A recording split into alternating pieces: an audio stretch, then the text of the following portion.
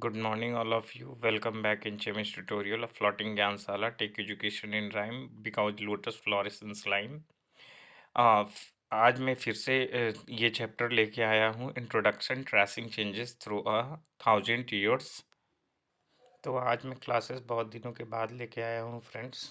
तो अभी हम डिस्कस करेंगे राजपूत के बारे में। तो राजपूत रूलर्स जो थे वो केवल रूलर्स के रूप में गिने नहीं जाते थे या रूलर के टर्म में इंक्लूड नहीं होते थे, बल्कि चीफ्टेंस, उनके नीचे काम करने वाले सोल्जर्स, कमांडर्स और आर्मीज जो उनके लिए, उन राजाओं के लिए लड़ते थे, उन्हें भी राजपूत ही कहा जाता। और इनके लिए जो कि मतलब इनकी बहादुरी जो होती थी, जैसे ये युद्ध में लड़ा करते थे, तो इनके बारे में ये पोएट्स और बार्ड्स जो होते थे, इनकी वीरता का परिचय देते हुए उनके बारे में कविताएं गढ़ा और लिखा, जिनमें इन्हें काफ़ी ज़्यादा प्रोमिनेंट, काफ़ी ज़्यादा वीर और काफ़ी ज़्यादा साहसी बताया जाता था। और भी अदर ग्रुप्स थे जो जैसे कि मराठास थे, सिख थे, जाट थे, अहोम थे और क्षत्रियास थे, जो कि एक ऐसे कास्ट या स्क्राइब्स में गिने जाते थे जो कि अम, एक इम्पोर्टेंस रखते थे कि ये भी राजपूतों से मतलब कम नहीं थे, क्योंकि ये भी क्षत्रियों की तरह युद्ध लड़ते थे और सोल्जर रखा करते थे। इनके नीचे भी चीफ्टेन काम करते थे और उसके अलावा बहुत बहुत बड़े साम्राज्य के ये भी मालिक हुआ करते थे। तो आगे का टर्म है friends habitat. Habitat means refer किया जाता था environment of a region and the social and economic lifestyle of its residents. तो फ्रेंड्स इसमें सोशल और इकोनॉमिकल जो लाइफस्टाइल बताई जा रही है, ये एनिमल्स के लिए तो नहीं होती थी, ये ह्यूमंस के लिए होती थी। और सबसे बड़ी कि उस दौरान या उस पीरियड के दौरान ये देखने को मिलता है कि एग्रीकल्चर के लिए जंगल के बहुत बड़े एरिया की कटाई या उनका सफाया किया जा रहा था। लोग जो थे एक जगह से दूसरी जगह माइग्रेट हो रहे थे। बहुत सारे फॉरेस्ट ड्वेलर्स एक जगह से दूसरी जगह फ्रेंड्स और एक जगह रहकर खेतीहर किसान बनते जा रहे थे।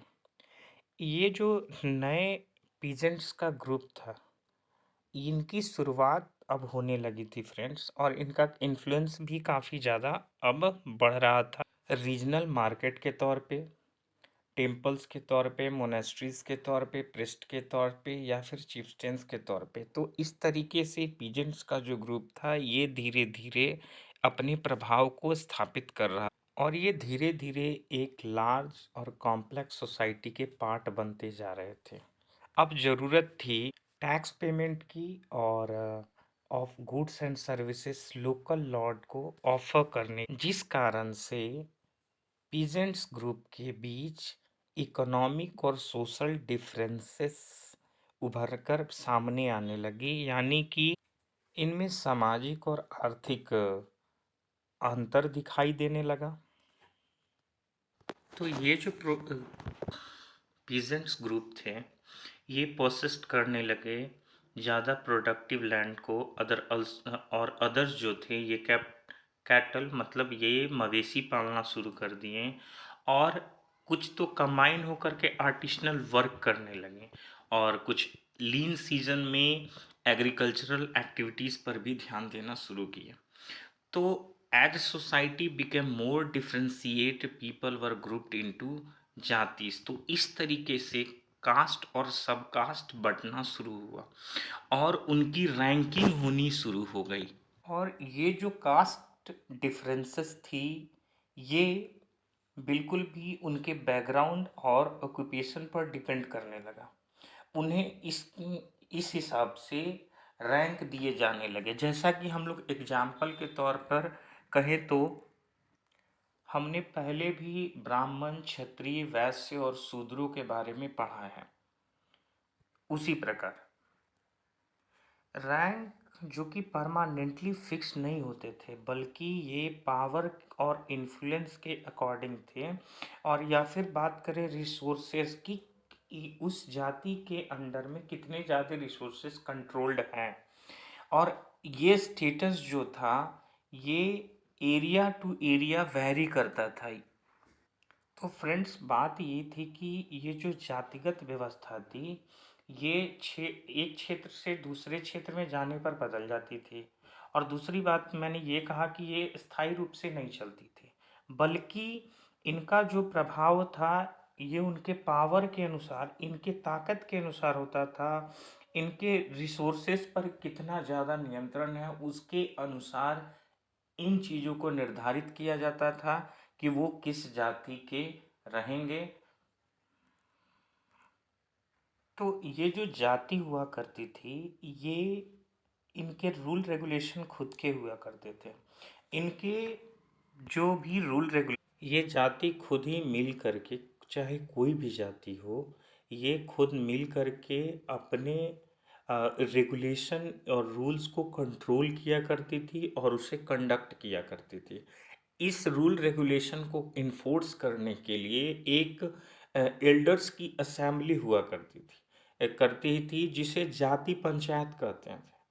लेकिन ये जो जाति थी, ये भी जो एक गांव में होती थी, और इन्हें जो भी रिक्वायरमेंट होती थी, ये अपनी जाति से ही उसे फुलफिल करना पसंद करते थे। उसके अलावा ये जो विलेजर्स होते थे, इन्हें गवर्न करने के लिए एक चीफ्टेन होता था, और जो कि मिल करके एक स्टेट का छोटा यूनिट हुआ करते थे। बात करें रीजन एंड एम्पायर की, large states like those of the Chola, जैसे कि चोलास थे, तुगलकास थे, मुगल्स थे, इनकॉम्प्रेस्ड मिनी रीजन, यानी कि ये बहुत बड़े एरिया को घेरे हुए थे, या बहुत सारे रीजन्स पर अपना कंट्रोल किए हुए थे। संस्कृत प्रशस्ति प्रेजिंग द दिल्ली सल्तनत गियासुद्दीन बलबन, यानी कि जो संस्कृत प्रशस्ति है, ये दिल्ली सुल्तान गियासुद्दीन बलबन के बारे में बताती है। ये प्रशस्ति ये बताती है कि जो बलबन था, वो बहुत बड़े एरिया पर राज करता था, जो बंगाल से लेकर अफ़गानिस्तान तक फैला हुआ था। बंगाल, जिसे पुराने समय में गौड़ कहा जाता था, और ये जो गजनी का इलाका है ईस्ट में, जिसे गजना लिखा है, ये तो ईस्ट में ये पड़ता था गजना, जो कि अफ़गानिस्तान में है। और साउथ इंडिया की बात करें, जो कि वेस्ट की कंडीशंस को दिखाता है, तो ये द्रविड़ा, जो कि आज भी द्रविडियन फैमिली जो है, साउथ इंडिया से बिलोंग करती है। लोग जो थे, पीपल ऑफ डिफरेंट रीजन, जैसे अलग अलग रीजन के लोगों के कुछ एग्जाम्पल दिए गए हैं: Gowda, Andhra, Kerala, Karnataka, Maharashtra and Gujarat, apparently fled before his army। तो फ्रेंड्स, ये जो चोलाज हैं या तुगलकाज हैं, जिन्हें हम चोलाज के बारे में चैप्टर 2 में, तुगलकाज के बारे में चैप्टर 3 में, मुगलों के बारे में चैप्टर 4 में पढ़ेंगे। और मैंने ये भी बताया फ्रेंड्स कि ये जो प्रशस्ति थी, इसमें दिल्ली सल्तनत गियासुद्दीन बलबन के बारे में बताया गया है, जिसका शासन कितने बड़े क्षेत्र तक स्थापित था। जैसा कि मैंने पहले भी कहा कि बंगाल से लेकर अफ़गानिस्तान, और इधर साउथ की बात करें तो साउथ इंडिया तक इसका प्रभाव स्थापित था। अब फ्रेंड्स, हम देखेंगे इस मैप के बारे में। तो ये मैप फ्रेंड्स मोहम्मद बिन तुगलक के समय का है, जो according to the Egyptian source. और ये इजिप्टियन सोर्स से लिया गया है, जो कि मसालिक अल अबसर फ़ी ममालिक अल अमसर ऑफ शिहाबुद्दीन उमरी के समय का है। ये फ्रेंड्स दिखाता है कि एक समय में कितने राजाओं का कन्क्वेस्ट जो था, एक हिंदुस्तान का जो एरिया है, वो कहाँ कहाँ पर किन किन शासकों का था, ये चीज़ें इसमें डिफाइन की गई है उसमें, और इस मैप में दिखाया गया है फ्रेंड्स। तो 1318 में बात कर रहे हैं फ्रेंड्स लैंग्वेज एंड रीजन की। तो 1318 में अमीर खुसरो नाम के कवि ने ये नोटिस किया कि अलग अलग रीजन में अलग अलग भाषाएं हैं, अलग अलग लैंग्वेज है। जैसे कि कुछ एग्जाम्पल दिए हैं, सिंधी के, लाहौरी है, कश्मीरी है, द्वार समुद्री, जो कि सदर्न कर्नाटका में बोली जाती थी। तेलंगाना जो कि आंध्र तो तेलंगाना जो कि आंध्र प्रदेश से करंट में कटकर अलग हो चुका है। तो तेलंगानी भाषा जो थी वो आंध्र प्रदेश की भाषा थी, और एक गुजरी जो कि गुजरात की भाषा थी, माबरी तमिलनाडु में बोली जाती थी, और गौरी जो कि बंगाल में बोली जाती थी। अवधी ईस्टर्न उत्तर प्रदेश की है, और Hindavi in the area around Delhi. उसके अलावा जो संस्कृत लैंग्वेज थी, ये कॉमन पीपल इसको नहीं बोलते थे। ये एक पुराना लैंग्वेज है था, और केवल ब्राह्मण ही इसे जानते और समझते थे। ये लोकल पीपल इसे नहीं समझते थे, मतलब संस्कृत भाषा जो थी ये लोकल पीपल इस्तेमाल नहीं करते थे कन्वर्सेशन में। 700 एडी की मैं बात करूं, जो हमने मैप देखा था, मैं दोबारा से वो मैप दिखाता हूँ। ये मैप 700 एडी का मैप है, और 700 एडी के समय की मैं बात कर रहा था, जब मैंने कहा कि मोहम्मद बिन तुगलक के दौरान का ये मैप है, और इसके बारे में मैं और भी कुछ बताता हूँ।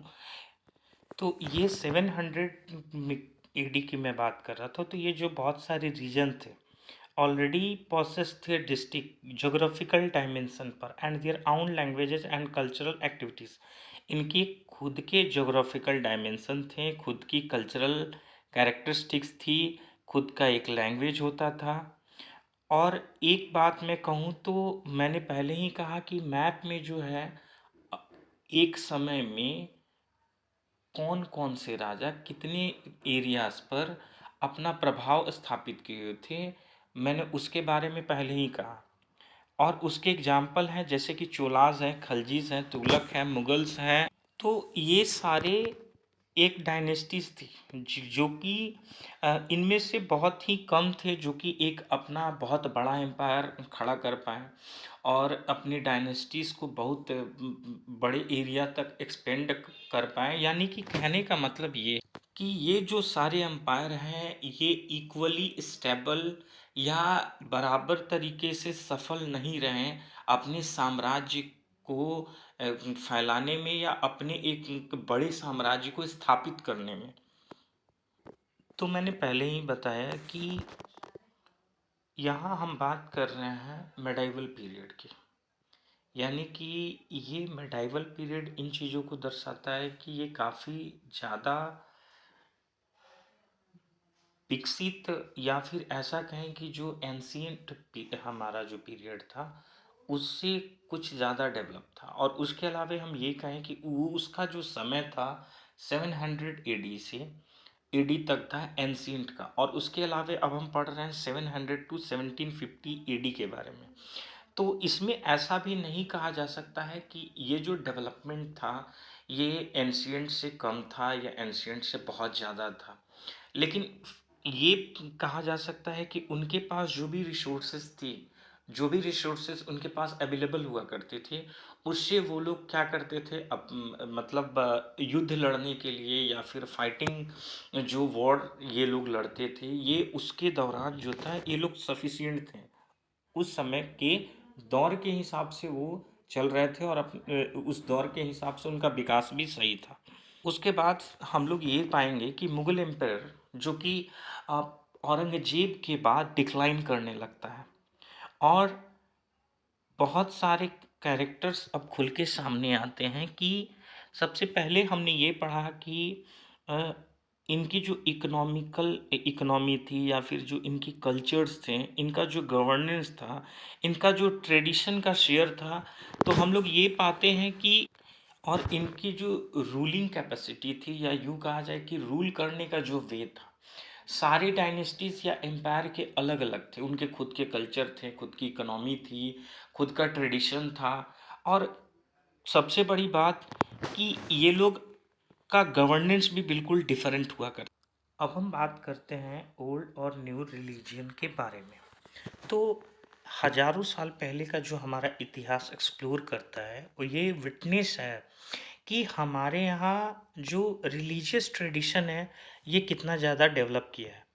उसके अलावे हम बात करें कि ये कभी पर्सनल हुआ करता था तो कभी कलेक्टिव, और जिस कारण से इनकी जो सुपर नेचुरल एजेंसी सामने आई या देखने को मिलती है, ये रिलीजियस बिलीफ को दिखाता है।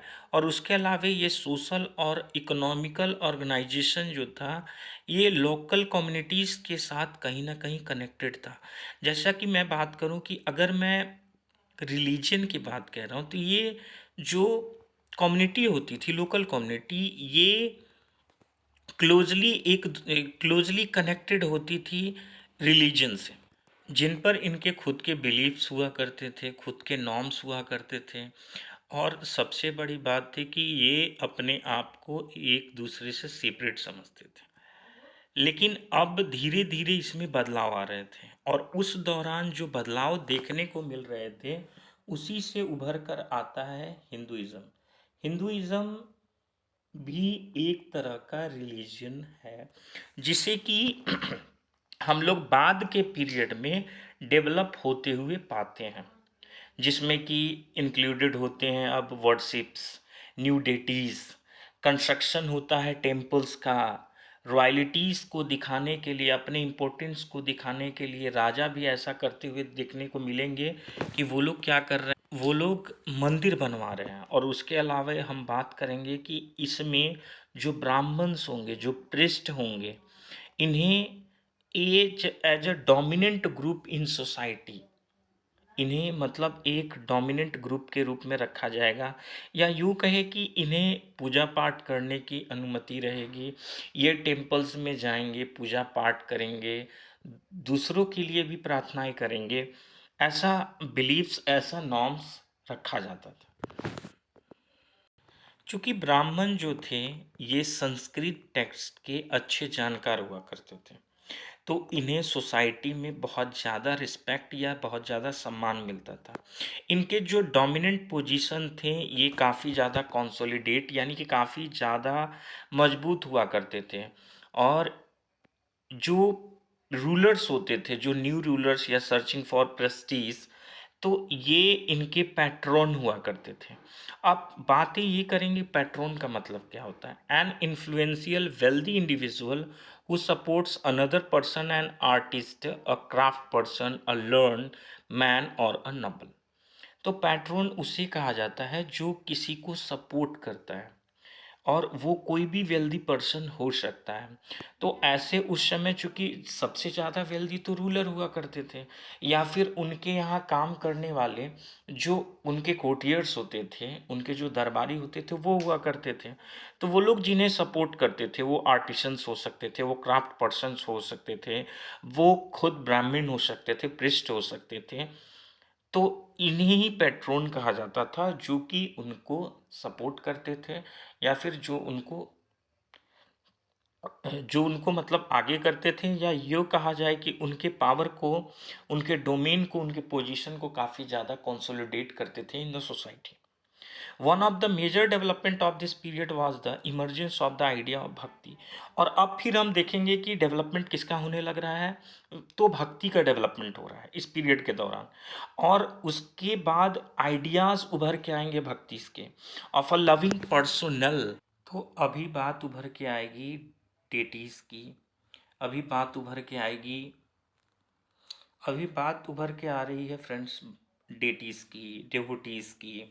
अब ये बातें आने लगी कि ये जो पृष्ठ हैं, ये रिचुअल्स को इलेबोरेट करते थे, उन्हें उसके बारे में बताते थे, भक्ति के बारे में एक्सप्लेन करते थे, देवी देवताओं के बारे में बताते थे, या ये भी बताएंगे कि देवी देवता जो हैं, आखिर कैसे उनकी पूजा की जाए, कैसे उनकी स्तुति की जाए, आखिर कैसे उन्हें याद किया जाए।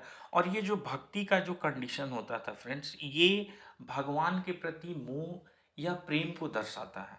जैसे कि जनरली हम लोग अपने रिश्तेदारों में या अपने माता पिता से जैसे, या भाई बहनों से प्रेम रखते हैं, उसी तरीके से भक्ति भी जो था, वो एक श्रद्धा थी, एक प्रेम था अपने भगवान के प्रति। चाहे जिस भी भगवान को हम मानते हों, भगवान तो ऐसे हमारे हिंदू कल्चर में या हिंदुइज्म में बहुत सारे होते हैं, तो फ्रेंड्स इसमें ये कहना है कि ये जो भक्ति है, ये भक्ति का कंडीशन है प्रेम का, जिसमें ये दर्शाया जाएगा कि हम लोग किस भगवान से किस तरीके से प्रेम करते हैं और उनके प्रति कितनी ज़्यादा श्रद्धा की भावना रखते हैं।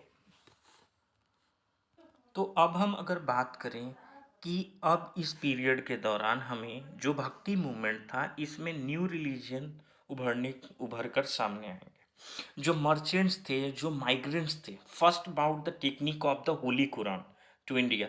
ये लोग फर्स्टली क्या लेके आए? होली कुरान लेके आए इंडिया में 7th सेंचुरी में।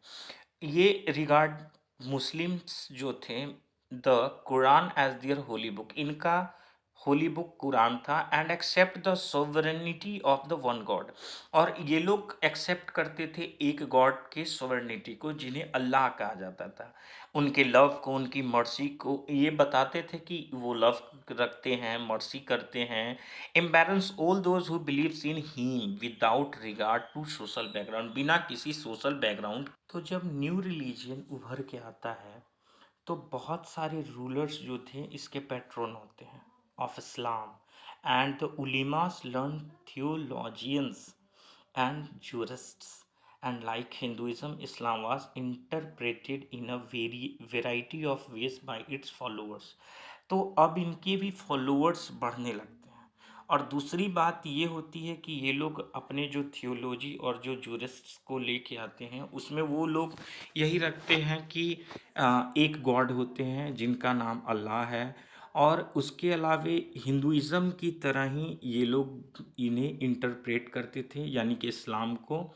और सबसे बड़ी बात थी कि इनके जो इनके फॉलोअर्स भी दो पार्ट में बटे हुए थे, एक सिया मुस्लिम और एक सुन्नी मुस्लिम।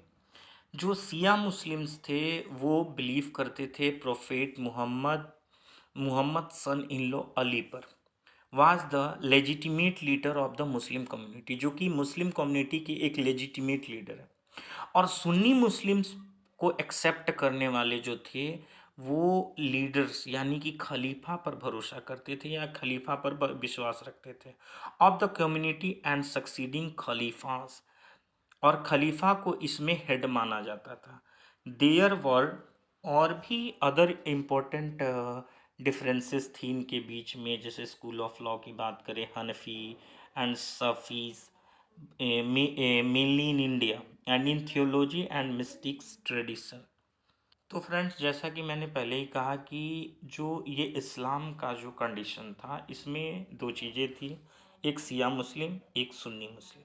सिया मुस्लिम्स जो थे ये पैगंबर मोहम्मद साहब के दामाद अली के वसूलों पर, या यूँ कहे कि उन्हें लेजिटिमेट लीडर समझा जाता था मुस्लिम कम्युनिटी का।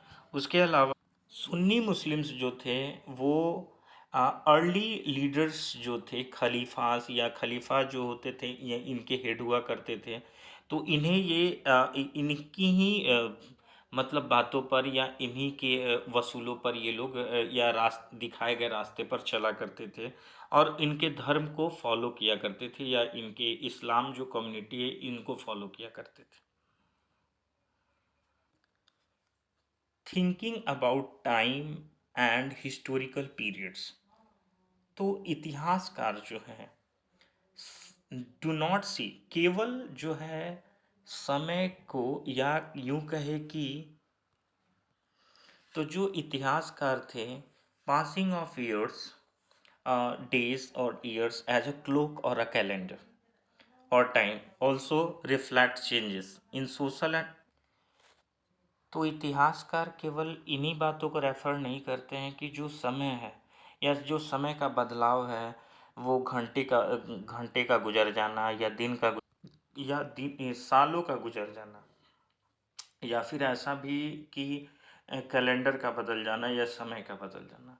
समय का चेंज मतलब ये उन बातों पर प्रभाव डालती थी कि जो सोशल और इकोनॉमिक ऑर्गेनाइजेशन है इसमें बदलाव आ रहा है। इनके जो परसिस्टेंस है, इनके जो ट्रांसफॉर्मेशन है आइडियाज़ के, बिलीव्स के, उनमें बदलाव आ रहा है। इनके जो स्टडी ऑफ टाइम है is made somewhat easier by dividing the past into large segment. तो इनके जो लार्ज सेगमेंट हैं उनको समय के अनुसार बांट करके उसके जानने में, उसको पढ़ने में जो आसानी हो रही हो या जो सहूलियत मिल रही हो, उन पीरियड के बदलाव के बारे में मतलब ये समय को इतिहासकार इस तरीके रेफर कर रहे थे।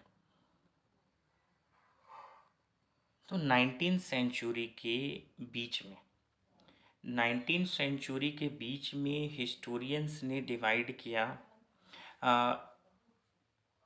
हिस्ट्री को तीन पार्ट में, Hindu Hindu Muslim and British.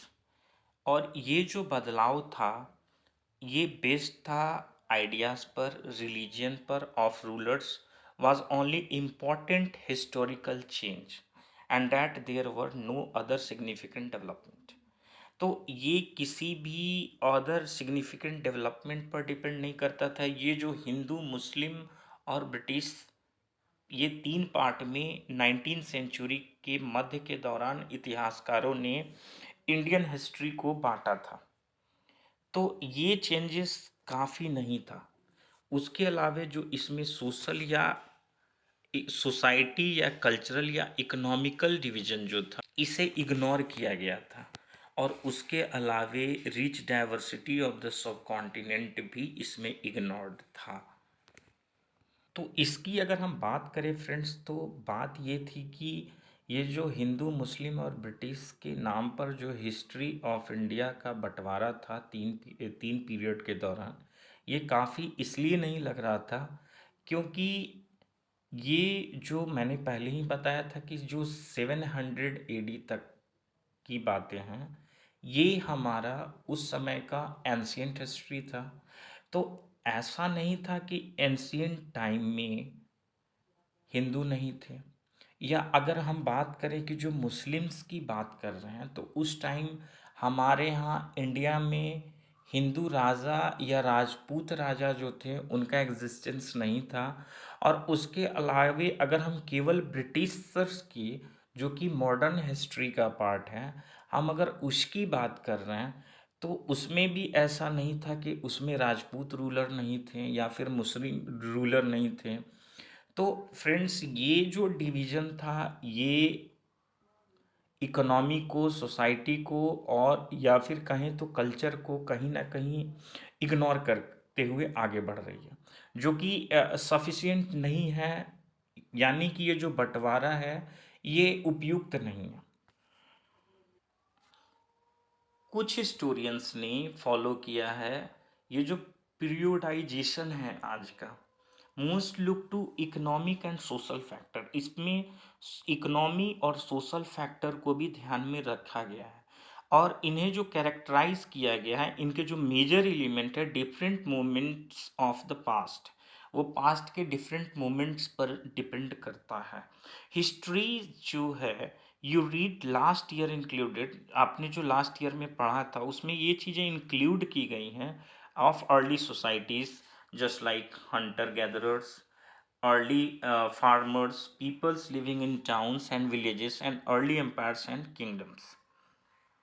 तो फ्रेंड्स, अभी आज के समय में जो हिस्ट्रीज हम लोग पढ़ेंगे वो एज अ मेडाइवल डिस्क्राइब किया जाता है। उसमें हम लोग फाइंड आउट करेंगे स्प्रेड ऑफ पीजेंट सोसाइटी की, पीजेंट सोसाइटी कैसे फैली, उसके बाद रीजनल और इम्पीरियल स्टेट का फॉर्मेशन कैसे हुआ और वो कैसे उभर कर सामने है। उसके अलावा cost of pastoral and forest peoples के बारे में, डेवलपमेंट हिंदुइज़्म का और इस्लाम का डेवलपमेंट या और भी as as a major religion के रूप में कैसे हुआ हिंदुइज़्म और इस्लाम का, arrival of European trading companies. और उसके बाद हम ये भी देखेंगे कि यूरोपियन ट्रेडिंग कंपनी जो कि अब इंडिया में इसका आगमन होता है। तो हजारों सालों में इंडियन हिस्ट्री जो कि विटनेस्ड है कंसिडरेबल चेंजेस का।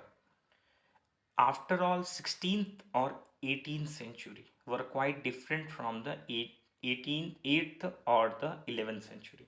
यानी कि जो 8th सेंचुरी या 11th सेंचुरी जो है ये 16th सेंचुरी और 18th सेंचुरी से काफ़ी ज़्यादा अलग है।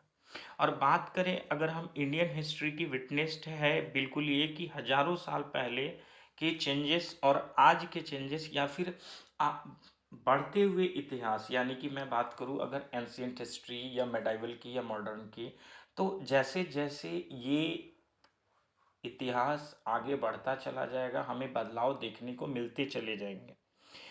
और कभी भी therefore describing the entire period as one historical unit is not without its problem. और बिना इसके प्रॉब्लम के सबसे पहले तो ये बता दूं कि एक यूनिट में तो नहीं हो सकता है, क्योंकि ऐसा तो बिल्कुल भी नहीं कहा जा सकता है कि मेडाइवल पीरियड के दौरान कोई भी मॉडर्निटी नहीं आई थी, या फिर ऐसा नहीं कहा जा सकता है कि मेडाइवल पीरियड के दौरान विकास नहीं हो रहे थे, मेडाइवल पीरियड के दौरान कोई भी चीज़ें बदल नहीं रही थी, जबकि बदल रहा था, विकास हो रहा था, ग्रोथ हो रहा था, डेवलपमेंट हो रहा था। तो मॉडर्न पीरियड जो थी, modernity carries with it a sense of material progress. तो मॉडर्निटी को हम लोग किस सेंस में लेकर के डिस्क्राइब कर सकते हैं या आगे बढ़ सकते हैं, तो मटेरियल प्रोग्रेस के रूप में, इंटेलेक्चुअल एडवांसमेंट के रूप में, या फिर this seems to suggest that the medieval period was lacking in any change whatsoever. यानी कि मेटाइवल पीरियड जो थी उसमें कहीं ना कहीं चेंजेस तो आ रही थी, शायद उसमें कमियां थी जो कि मॉडर्न टाइम में देखने को मिलती हैं कि वो कमियां दूर हो रही हैं। But of course we know this was not the case. लेकिन हम लोग ये बातें जानते हैं कि ये एक केस नहीं था, क्योंकि अगर बात करें मेडाइवल पीरियड के दौरान से मॉडर्न पीरियड की, तो हजारों सालों में सोसाइटीज जो थी, societies of the subcontinent, ये ट्रांसफॉर्म्ड हो रही थी। ऑफ एन इकोनॉमिक इन सर्वल region reached a level of prosperity, और धीरे धीरे ये काफ़ी ज़्यादा प्रॉस्पेरस हो रहा था। और इसके प्रॉस्पेरिटी को देखते हुए, यानी कि ये जो प्रॉस्पेरिटी थी वो अट्रैक्ट कर रही थी यूरोपियन ट्रेडिंग कंपनी को, और उनका इंटरेस्ट उस प्रॉस्पेरिटी को देखकर ही इंडिया की तरफ हुआ था उनका रुख। As you read this book, आपने इस किताब को पढ़ा, look out for sign of changes and the historical processes at work. तो इसमें बातें ये हैं कि जो मेडाइवल पीरियड से मॉडर्न पीरियड की ओर बढ़ रहे हैं, तो हम केवल ऐसा नहीं कह सकते कि मेडाइवल पीरियड्स में ही विकास हो रहा था या फिर मॉडर्न पीरियड में, जैसा कि मैंने पहले ही कहा। लेकिन बातें ये थी कि जो मेडाइवल पीरियड था उस दौरान हमारा जो इंडिया था काफ़ी ज़्यादा प्रॉस्पेरस हो रहा था। उस प्रॉस्पेरिटी को देखकर अट्रैक्ट हो रही थी यूरोपियन ट्रेडिंग कंपनी, जो कि यही अट्रैक्शन जो था वो उन्हें इंडिया में एज अ बिजनेसमैन अपना कंपनी सेटअप करने पर मजबूर करती है। या फिर ये कहें कि हमारी जो प्रॉस्पेरिटी थी उन्होंने देख ली, और देख ली तो अब जो यूरोपियन कंपनीज थी उन्होंने अब ये सोचा कि ये जो प्रॉस्पेरिटी का प्रॉफिट है वो हमें भी मिले। You can compare what you read in this book. तो आप कंपेयर कर सकते हैं कि आपने इस बुक में क्या पढ़ा, what you read last year, और आपने लास्ट ईयर क्या पढ़ा था।